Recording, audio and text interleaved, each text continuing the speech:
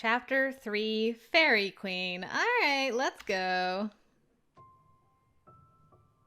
So, who should I expect to meet at this meeting? It's mostly people you've already met, everyone in the guard. It's nothing to be nervous about.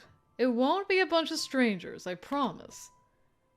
I was reading a little about Endgame last night. Oh? Well, I tried watching the news for a bit to see what was going on out there, but the news about Syrah was a little too much. Oh, yeah. That situation is tough. I can't say I don't understand the protests. They say the new mining quotas put in place by the UTG are ridiculous. Mining? What are you mining? Most of the Syrah economy involves resource harvesting for the Triad. Though there are many resources available on Syrah and many places where various resources are being mined or gathered, many of these can be found on Arcalis as well.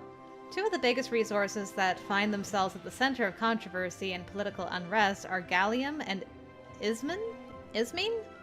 Ismene mining cannot be fully automated and requires miners to work directly with the substance, which is toxic to humans. The work conditions in many mines are hazardous, and the Triad often is lax in making sure workers are safe. Shocking.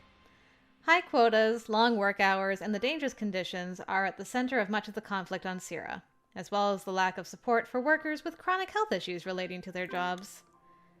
I am so shocked. Unified Triad Government refers to the ruling body that oversees the union between New Albion, Cyrna, and Afra. Each nation has 4 representatives on this council.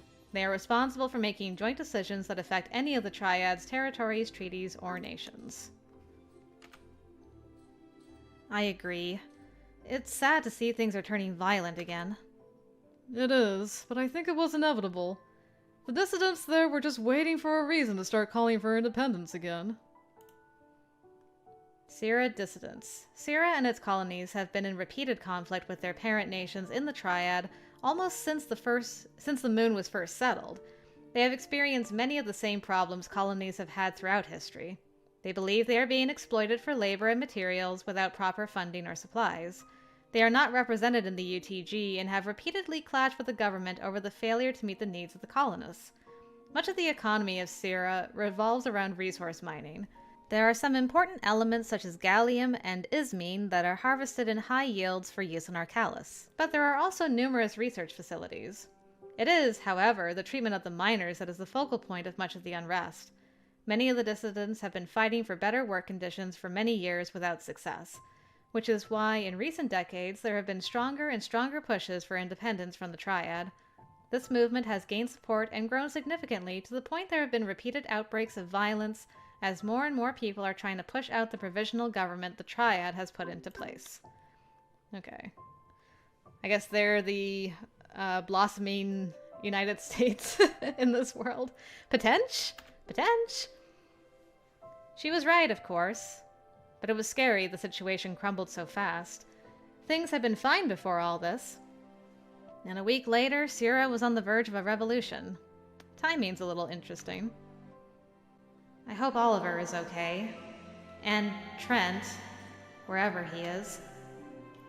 Anyway, that's depressing talk. What were you reading about regarding Endgame?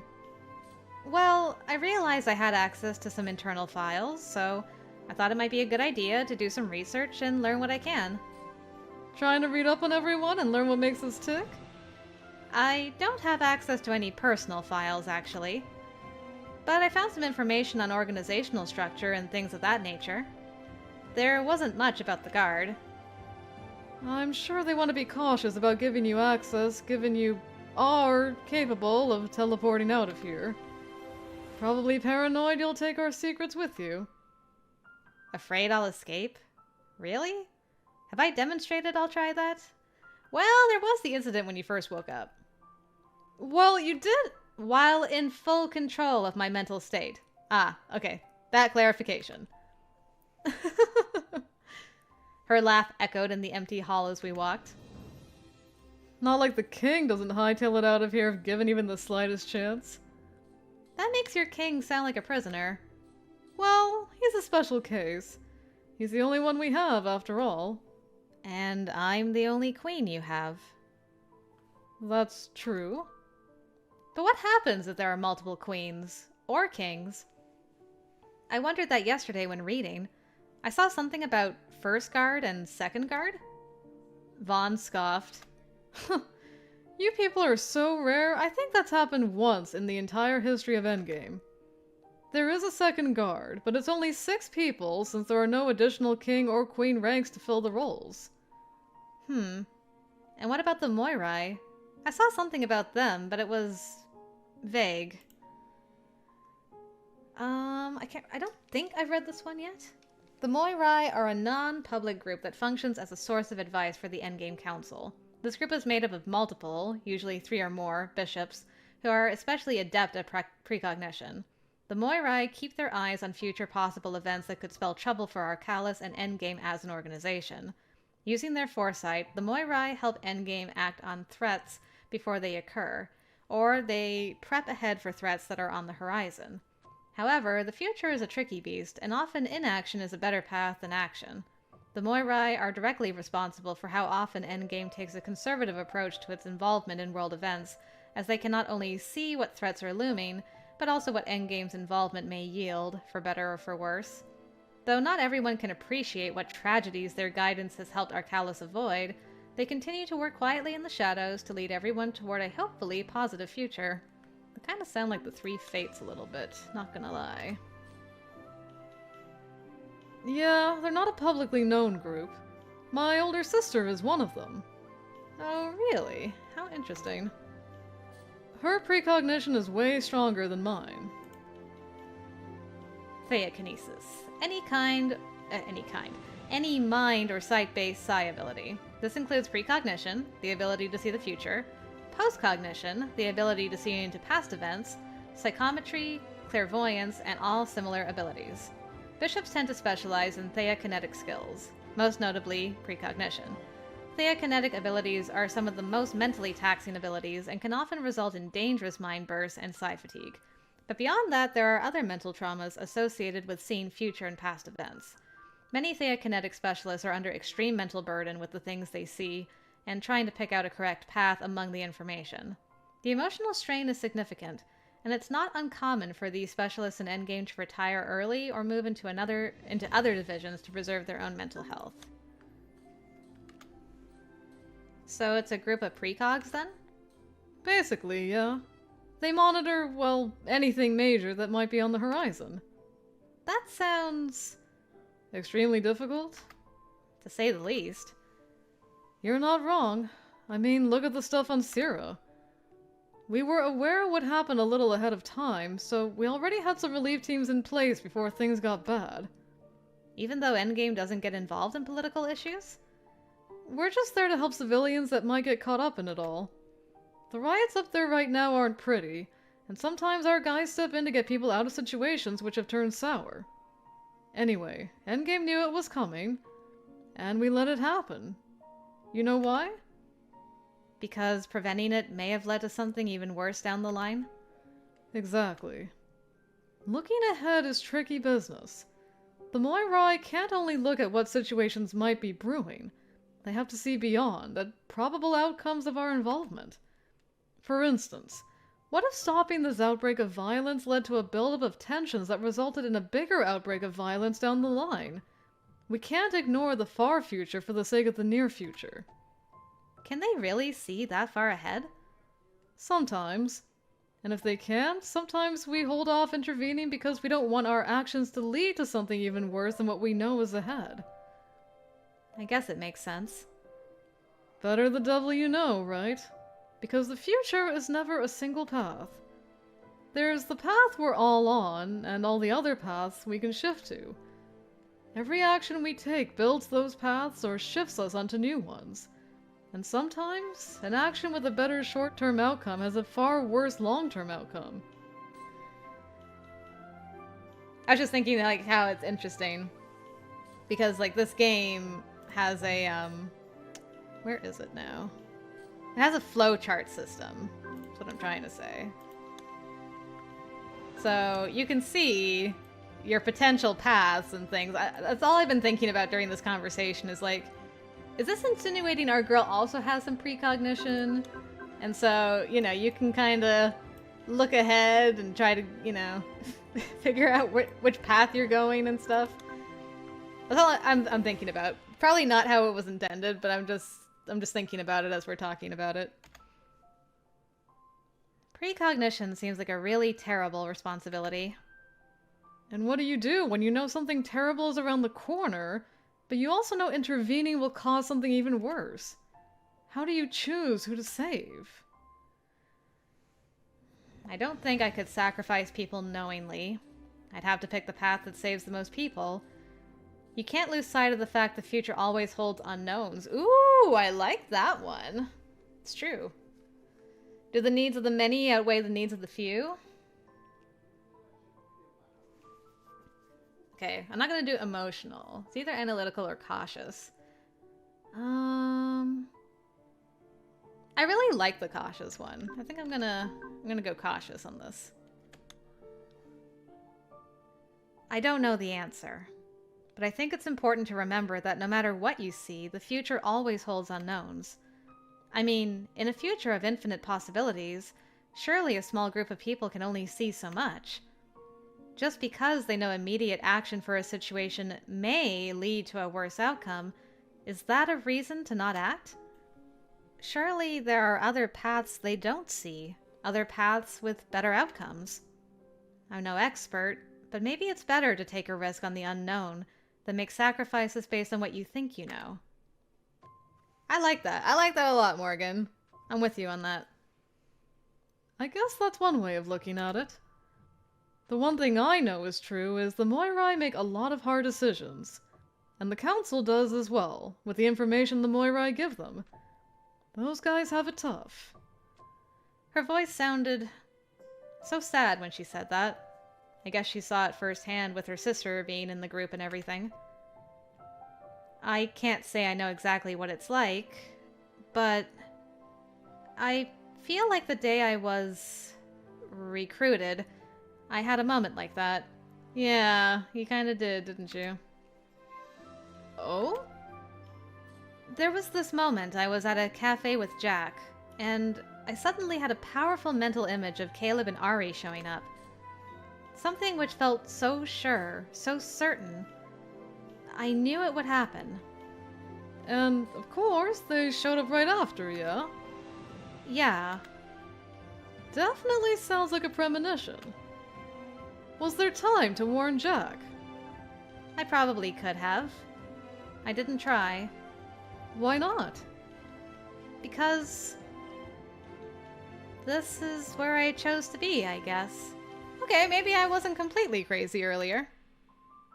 When I weighed the options, it just seemed like the best one. What made you think so? I gave her a slight smile. I thought Ari was cute. Alright, I'll admit. The devil you know. She lifted her chin and gave me an indignant look. I'm not a devil, thank you very much. Kale we can talk about, but I am definitely not a devil. Look, Jack was too much of an unknown. He said he wouldn't lie to me, but even now, I don't know whether everything he told me was actually the truth. And with other people after me, I just wanted to be somewhere safe. The past few days had been so frustrating and overwhelming, I'd lost sight of the moment I made that decision, hadn't I? I'm glad you chose us, even if it might not have been much of a choice to speak of. At the very least, I don't know where I'd be if I hadn't. Probably not anywhere good. Of course not. Wherever else you'd have ended up, I wouldn't be there. How could it be good? I laughed a little. That is true, I guess.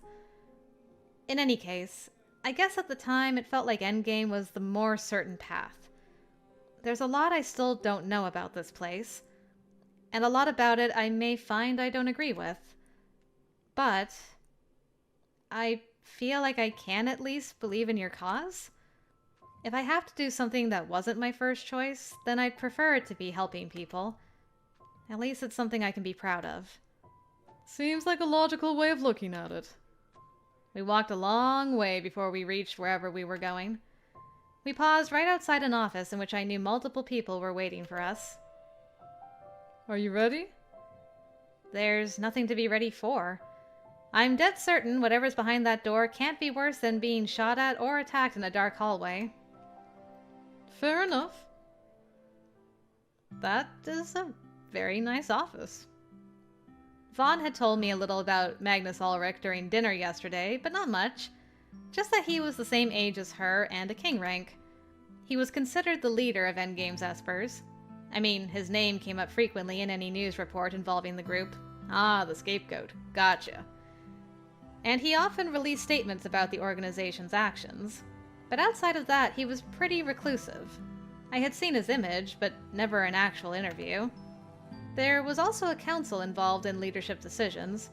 I didn't know if it made Magnus more like a commander of the forces or a figurehead. Either way, I was still vague on the exact command structure. The important thing was that he was the public face of Endgame. I followed behind her as she stepped into the office. Hello again. Leaning against the desk was a tall, blonde man dressed entirely in white. He looked up and smiled as we entered. And there he was, Magnus Ulrich. Here they are. A bright smile was on Magnus's face as he came towards me, stretching out both hands. I extended my own with a little trepidation. It was enveloped by his as he shook them enthusiastically. Well, queen meets king, I guess. Welcome to Endgame. I've been looking forward to meeting you, Miss Leone. Or Morgan. Can I call you Morgan? We're all friendly with each other here, right everyone? First name basis and all that. He beamed at me and led me closer to the others, to where an empty chair was waiting for me. Now, you've met most everyone here, but I'll do the formal introductions anyway. These are, of course, ARI Vaughn and Caleb Jung, the Queen's Knight and Rook.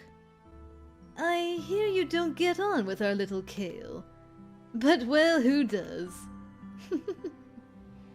Vaughn snickered beside me, but Caleb didn't seem amused. I can't imagine why not. You've met our dear, dear Vanessa Scott, the Queen's Bishop. And these ladies are my guard. Mara Prasad, my knight. Dine Lopez, my rook. And Odette Au, my bishop. Magnus left my side and started around the desk to the large chair on the other side. Okay, so Vaughn's wife, partner, is, works for the king, so that's interesting. Though you already know who I am. I'm Magnus Ulrich, head of Endgame. I want to extend the absolute warmest welcome to our little group. I know your induction was a little rocky, but it really is a relief to have you with us. Everyone here will be working closely with you, Morgan, but I'm sure you'll find your own guard most helpful in getting settled. Probably not all of them. I shot a quick glance Caleb's way. He was still scowling at nothing and looking like he'd rather be anywhere else than here. You were just thinking Caleb won't be much help, weren't you? Blush. I immediately snapped my gaze back to Magnus, heat flooding my face. No! I bet you were. Not like he's been around much the last few days anyway. I have other things to do than babysit the new kid. You're the one who snatched me off the street against my will. I don't think it's too much to ask for you to make yourself useful in helping me adapt here. Not that I particularly want to work with you either. Someone else snorted loudly, then attempted to cover it up with a cough. Smooth, smooth. I couldn't quite keep the slight smile off my face. Do you think we wanted to play the part of kidnappers? It was the damn bishops who insisted it was the best way. So if you want to be angry at someone, be angry at them. I was just the bloody errand boy. I shot Vanessa a surprised look. You neglected to mention this, Vaughn. She returned it with a sheepish smile. I told you the future is tricky, right? It's so nice to see the new team getting along so well. We're not! He ignored Caleb as he looked at me. Well, with that out of the way... Were they always like this? Morgan, I'm sure you know we've been without a queen rank in our organization for nearly 10.5 years. 10.5 years, okay. Oh, he was jumping right in, wasn't he? I am aware, yes. Though I don't know much about what happened to the previous queen rank. I was pretty young at the time and was focused on my studies. Well, not much information was released about it anyway, which is how we prefer to keep it. Nevertheless, the fact remains we've had a vacant spot on the guard for quite a long time. We're not going to talk about what happened to the other queen, eh? No? Not even a little bit? That's a little sus, gotta say. That's what I've heard. Though I'm not sure I understand why it's so necessary to shove me into the empty slot when I have no training or experience. Because this is the way our organization works. We have the council on one side, a group of non-espers who help guide our vision. And on this side, a balanced group of elites who span the ability spectrum from knight to bishop, rook to king, and queen. Just like a game of chess. It's a bit of a whimsical setup, isn't it? I actually have always wondered about the rank titles. Naming them after chess pieces has always seemed a little strange. I've never looked into the story behind it. Well, you could say the person who started this whole thing was a little eccentric, and he really loved chess. The man who started it. To be honest, I didn't know much about Endgame's creation. They had just always existed. It had been founded only a few decades after colonization, and that was already centuries ago. The council helps keep things balanced by offering a perspective we don't always have as espers, but the guard leads and commands the rest of the agents. We're also a symbol, if you will. A symbol which has been incomplete for a long time. I'll be honest, our council has been anxious about the lack of queen rank. As you know, they are the strongest espers we are aware of. It's why they were so determined to ensure you didn't fall into the hands of anyone who might coerce you to abuse your abilities. That makes you sound like a weapon of mass destruction, doesn't it? My deepest apologies. The idea of someone so cute being capable of terrible things is a little outrageous. But of course, had anyone else obtained your powers, it surely could have led to something awful. You've been briefed on the reason for the approach we took to your recruitment. This kidnapping, as you call it. I'm sure it felt like that to you. I was shoved into a car against my will. We do apprehend unregistered espers on a fairly regular basis. But if you see it that way, I'm sure you feel a bit forced into joining us.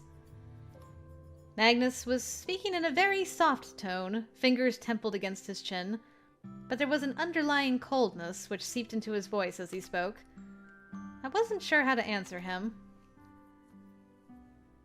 That's just the way things are, isn't it?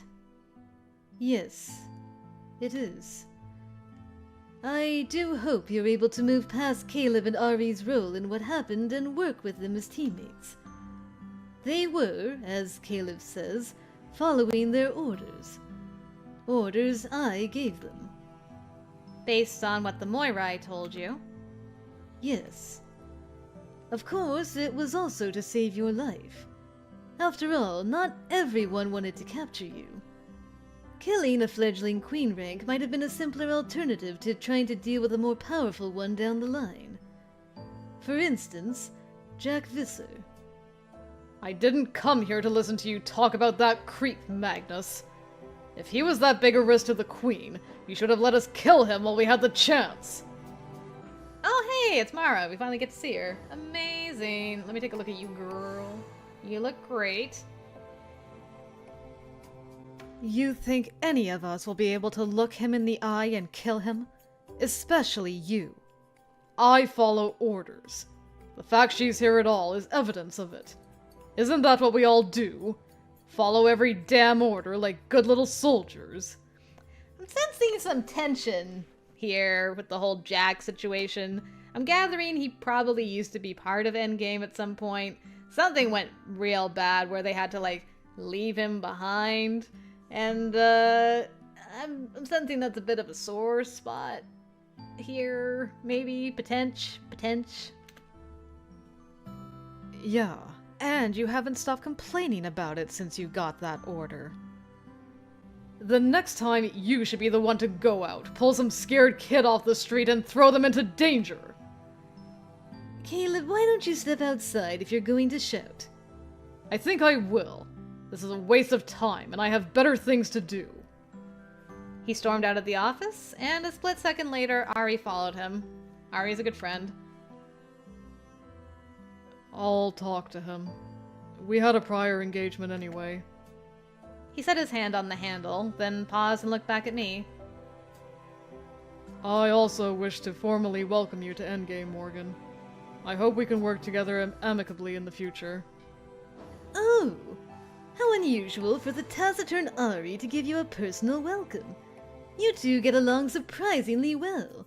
This is true. If you take a look at my relationship stats, I'm doing great with Ari. He loves me. I mean, I don't know about that. No, no need to be shy about it. You must have made quite an impression on him already. I wasn't sure how to feel about Magnus. He wasn't at all what I was expecting. He was exactly what I was expecting. I mean, look at him. Just look at the guy. You can tell exactly what kind of guy he is. Why don't the rest of you wait outside as well? I'm sure you all have other things scheduled for today, and I was planning to spend some time alone with Morgan anyway. Scandalous. The 4 remaining members of the guard shared a quick look. Magnus's 3 members filed out, but Vanessa came to the desk and leaned down between us. You better behave yourself, Magnus. You upset Morgan, and I'll make sure Mara gives you hell for at least a month. That's harsh, Vaughn. All I want to do is talk to her for a while. She straightened and started out, setting a hand on my shoulder and giving it a gentle squeeze as she passed me. Okay, I'll try not to worry about any of this. I'll be right outside. Don't let this guy bully you, alright? And she walked out, leaving the 2 of us alone. Magnus stood as well, but he walked to the window, looking out with both hands clasped behind his back. How do you people know Jack? Caleb and Ari seemed weirdly familiar with him. Hey, called it. He used to be a member of Endgame. He neglected to mention that. He would. You might say he defected. To Crimson. I also got that right. Nice. Crimson? He said he was a member of the court. And you believed him? I glared at him when he gave me an infuriatingly patronizing look. I had no reason not to. He wasn't the one who kidnapped me. I can see it will take some time to move past that. Regardless of what I know now, whether or not I believe Jack was based on what I knew then, which was that Caleb and Ari took me against my will. I won't apologize for the decision we made, Morgan. Most arrests are made against a person's will. And while arrest isn't the correct verbiage either, it was the right thing to do, and it likely saved your life. The worst potential future for you was the one we found what was left of your body and delivered news of your death to your parents. I'm not asking for an apology. Then what are you asking for? For you to stop patronizing me. Very well. Morgan, part of the reason the Council and I were so intent on making sure no one else got to you first is that we desperately need your abilities. Crimson acquired a queen 3 years ago, and we've also recently learned a group known to us as the Host has a queen of their own. Hey, my answer about rival queens just got answered too. The Host, a shadowy organization with murky goals. I bet their members wear all black like a certain Reuben. I mean, what? The group known as The Host is thought to have been around for a while, but it's been within the last year that they've started gaining traction, possibly due to the skill of their new leader. They usually pop up when espers are involved, and many rumors swirl around who they are and what they want. The only thing that is certain is that this group's members behave strangely and have unusual abilities.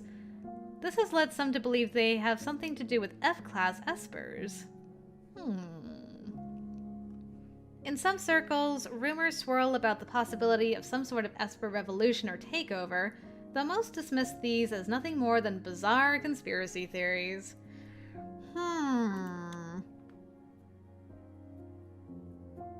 Okay. Alright. I'm gonna chew on that for a bit. The host? You met her once already, I believe. Quite a nasty encounter. That terrifying woman who had attacked us in the vivarium? I wondered if it was maybe her, so she was with the host, eh? What exactly is the host? Or who are they, rather? He waved a hand dismissively. You'll learn about all of that in time. There are others also eager to acquire not just queen-ranked espers, but any rank, any esper they can. It may come as a surprise to you, but even the dissidents on Sierra are seeking espers to join their cause. Sierra has a reputation as somewhere for espers trying to find a place to live normal lives, as they call it, provided they can get up there. They have fewer tools for detecting them, and are often beyond our range to find them or bring them back, even though the colonies officially adhere to triad policies. There are espers who live normally, and those who take up work as mercenaries, freelancers, become test subjects. Despite the reputation, it isn't actually that different from here. Test? He waved his hand again, a quick gesture meant to end that topic. My jaw tightened. I didn't like being fed bits of information only. Yeah, that's very frustrating, for sure. At any rate, it's important to understand while endgame has a numbers advantage over most groups, numbers can only do so much against high-ranked espers, especially queen ranks. I said the guard is a symbol, and in a way, that's true. Showcasing our elites as a way to dissuade groups from stepping too far out of line. We needed you, and we couldn't let anyone else get their hands on your abilities. High-level espers are too capable of causing harm to others. One of our functions is also keeping dangerous espers off the street, after all. Not that I'm dangerous. Queen ranks are all about potential, Morgan. And now that I'm here, I may as well be of use while I'm here, right? I'm glad you understand. You've already proved yourself quite a capable esper for all that you lack training. I'm not a soldier, Magnus. I hope you realize that. He let out a soft, hollow laugh. None of us are. I didn't know what that was supposed to mean, and he didn't elaborate. He returned to the desk, but didn't sit. He leaned against it as he had been when I arrived. But none of this is why I wanted to speak with you alone. Then why? What else is there to say? I looked into your records, of course. I'm sure you can imagine I saw some interesting things in your history. You're referring to the fact I tested positive as an esper as a child. But you seemingly had none of the physiological traits. Yet here you are. I assume you've heard of fairy espers. Yes, let's get to that, shall we? Let's see. Okay, we've read this before. That's fine. I knew it. So it wasn't just me having that kind of thought. No, we kind of all figured that, Morgan. I have. My ex-boyfriend was interested in researching them, so I'm aware their genetic markers and phoric systems differ from nano-espers. Have I read this one? Maybe not. These are espers that developed as the direct result of Arcalis' nanites altering human physiology to be able to utilize the nanosystem's functions. Also called N-class espers, they've been around since the earlier days of settlement on the planet, first appearing only a few years after ships arrived, though no one was really aware of it until the Civil War because they were so uncommon. Their abilities are well understood and fall into a series of strictly defined ranks based on the type of skill they display as well as their EA scores. The current system of ranking and scoring espers is based on the N-class esper type, and they remain the most prevalent type of esper on Arcalis. Trent Erickson, correct? How did you know that? His record showed he shared your address for around 6 months, though it was over a year ago, prior to his leaving for Sierra. It's an interesting connection. I was rather surprised to discover it. What does that mean? Mr. Erickson is one of a few researchers who will come here to the headquarters in a few weeks to have a look at our research archives. Interesting. Trent is coming here? He is scheduled to, but of course, I suppose it depends on how the situation on Sierra continues to evolve. At any rate, that's beside the point for now. Was Mr. Erickson aware you were an Esper? He was the only one who was. And was he the one who surmised you may be a fairy Esper? It came up, but neither of us knew my rank. We thought I was, at best, a low-level infantry.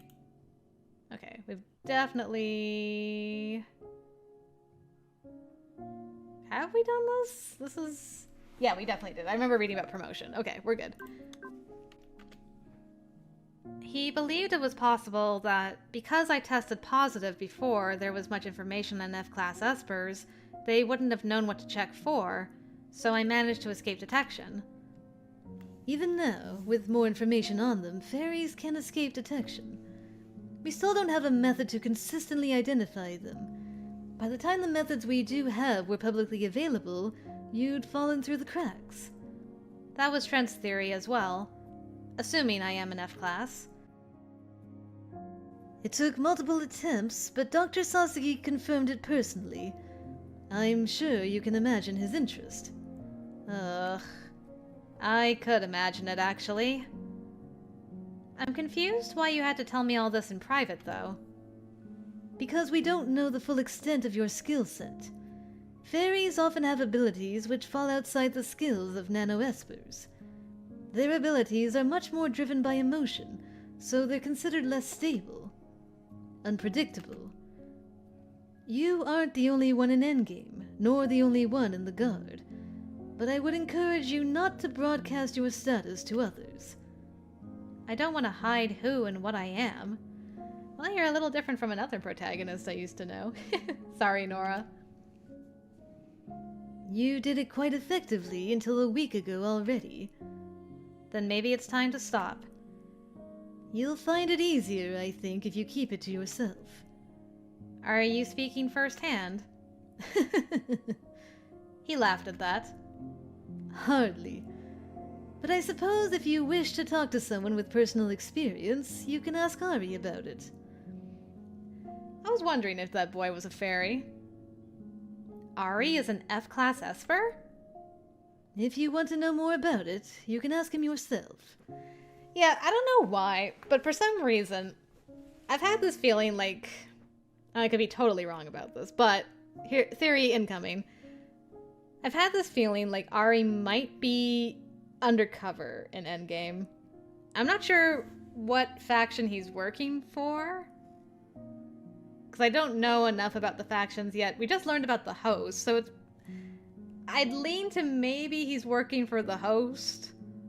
If he is indeed an F-class Esper, because I'm like, I feel like he's a fairy. He's different. The way he uses his abilities is different from everybody else. Not that I've had a lot of experience with knights, but I don't know. I just had like these weird sussy feelings, and I also had the weird sussy feeling that he's actually like undercover here. So I don't know how that's gonna shake out, but we'll see. At any rate, that's the end of the difficult things for now. Moving on to other subjects. You'll begin training as soon as I've decided on a personal instructor for you. We'll issue you a uniform, a training schedule. Oh, and you can think of a code name for yourself as well. A code name? What a sudden change of subject. Correct. Other king-ranked Espers can monitor even our secure communication channels, and we don't always want Crimson to know who is being sent where. Besides, they sound fun, don't they? Do you want to guess what mine is? Not really. I can't imagine how I'd have any idea what it could be. You're almost as little fun as Caleb. Are you comparing me with him to annoy me? Is it working? Yes. He laughed and came to me, crouching in front of where I was sitting. I think we will get on well, and you'll find yourself fitting in here in no time at all. Stick close to your guard, Morgan. They'll keep you safe, teach you what you need to know, and help you find your way here. He straightened again. I believe Vanessa said she'd be giving you a tour of the facility today. Ah, yes. Make sure she shows you everything. Have fun! The way he switched from unassuming and teasing to serious, and then back again, made my head spin. My dad was a bit like that. He was always so serious and focused when working, but was a bit of a prankster the rest of the time. But with Magnus, it was particularly dramatic.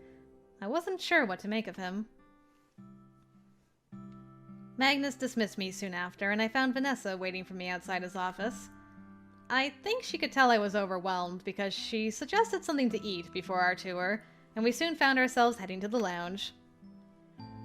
Yeah, the Jack situation is tough. I know you probably think Caleb is some horrible guy, but a lot of why he's so frustrated has to do with Jack. They were friends for years before Jack left the group. Studied under the same mentor, planned to make first guard together. Then Jack left. Obviously, Cale felt betrayed, and let's just say he holds grudges. He gets cranky when Jack manages to pop up again. And I'm sure he's also relieved every time we find out Jack's still alive. And that probably makes him angrier. Sounds like they have a complicated relationship. Well, it's not your fault either way, so don't worry about it. I hope Magnus didn't unnerve you too much. He can be a little eccentric. I've met Stranger, to be honest. Oh? And where were you meeting all these eccentrics? School? Don't sound so surprised. Some of my professors were more than a little eccentric. And classmates. I have a hard time imagining a bunch of school kids in New Albion were so eccentric.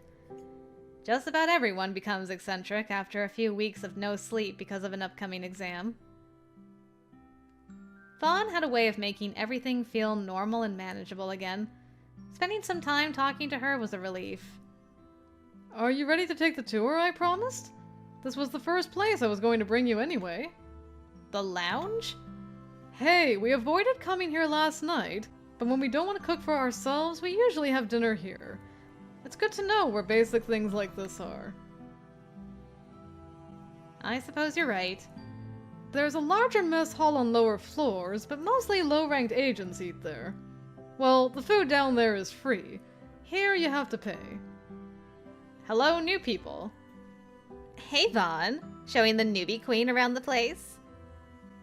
While we'd been getting a lot of stares since we arrived, which I assumed was because people probably knew who I was, no one else had approached us, until these two youngish-looking people decided to come over. Both wore white, black, and gray uniforms. Yes, I am, but she has a name, and it isn't Newbie Queen, so maybe learn it and start using it. Sorry. Sorry, I did read the report. It's Morgan Leone. I'm Birdie, and this is Casey. It's nice to meet you two. They looked younger than me. Maybe in their early mid-20s? How are you liking Endgame so far? I don't know yet, really. I've spent most of my time here in the medical ward. These two are still junior agents. Casey is a bishop, while Birdie is a rook. That's impressive. I know ranked agents work hard here. You're the one who's impressive. I heard you unleashed a cyburst which destroyed an entire city block. That's why you were in the medical ward so long, right? I would call that a slight exaggeration. Correct! She only knocked down a single building. Thank you, Vaughn. That's amazing! It was actually terrifying. I wish I could have seen it. I still struggle with even small cybursts. Only because you need more practice. Not all bishops specialize in telekinesis like you. The ability to affect the physical world without physical interaction. Telekinesis is another ubiquitous ability for espers. Generally speaking, those who have an EA score above the planetary standard are capable of at least mild telekinesis, though some classifications of espers, such as bishops and queens, specialize in high-level telekinesis. It can be used by all ranks and classes, even low-level espers. Generally, telekinesis is safe to use on non-living solids. Most N-class espers are not capable of utilizing telekinesis on liquids and gases, and attempting to use telekinesis on conscious humans is considered incredibly dangerous for the target. I might have read this already, apologies, but anyway, I got one more paragraph, I'm going to finish it. F-class espers have demonstrated the ability to use telekinesis in unusual ways and on substances or to achieve things that would not normally be considered possible. I know. That's why I trounced you in our match last week. Hey, pitting me against a member of the guard was not fair. Again, your problem. Anyway, Morgan, let's get out of here. If these two are here, there's a whole flock of little baby agents about to descend on this place. And unless you want to deal with 50 of them gushing over you... I definitely did not want to deal with a flock of baby agents. It was nice to meet you, Casey, Birdie. You too. And if you ever need anything, you can always ask. We'd be happy to help. One thing you can help with is the rumor about Morgan blowing up a city block. There's already enough buzz going around because we found a queen rank. Let's not let things get out of hand. Birdie laughed and rubbed the back of her neck awkwardly. Will do. Sorry about that. Another group of very young and fresh-faced agents came in right as Vaughn and I were leaving. She positioned herself between me and them on our way out, and while none of them spoke to us, I could hear the whispers. After that, Vaughn took me to several other places. The training rooms, the garden, the lobby, and so on. Everywhere we went, people stared. A few people approached to say hi. There were quite a few introductions. All names and faces I instantly forgot. I was pretty tired by the time I got back to my room. Almost as soon as I was in the door, I received a net notification. It was a schedule for the upcoming week, mostly medical exams. But there was something scheduled 3 days from now which caught my eye. My first training session. The room and time were listed, as well as the name of the person Magnus chose as my teacher. ARI Vaughn. Thanks, Magnus. You're a bro. I flopped on my sofa and let out a soft groan. Fairy queen, huh? And Ari was a fairy knight. It's so romantic. The perfect combination. I shut my eyes, and by the time I had started to doze off, my door chimed. I bolted upright groggily, calling for whoever it was to enter before I was fully awake. It didn't occur to me until the door opened and Ari stepped inside that I left most of my clothes strewn on the floor when I'd come in from the tour earlier. Nice. I was still half sprawled on the sofa, hair a mess. The very picture of a responsible and capable adult. Hey, it happens to all of us, Morgan. It took several seconds of us staring at each other before I processed who it even was.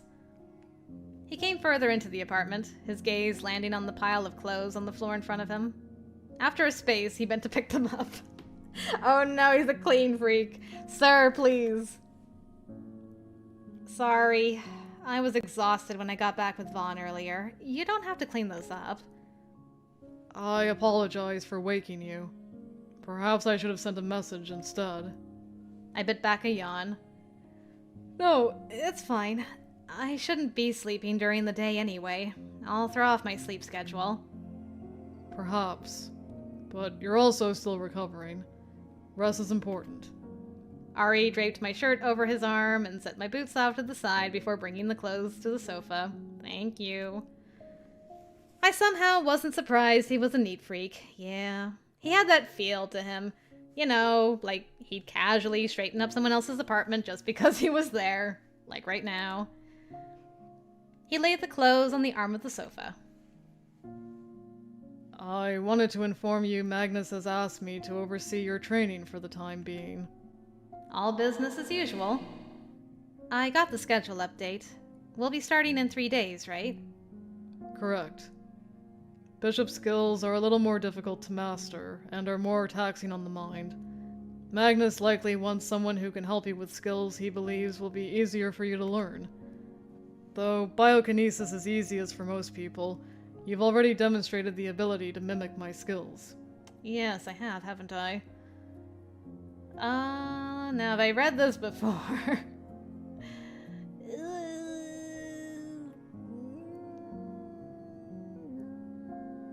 I don't know, so I'm gonna read it anyway. Biokinesis is a form of telekinesis that involves manipulating organic matter on a macro and micro level. The resulting effect is that biokinetics can enhance their physical bodies in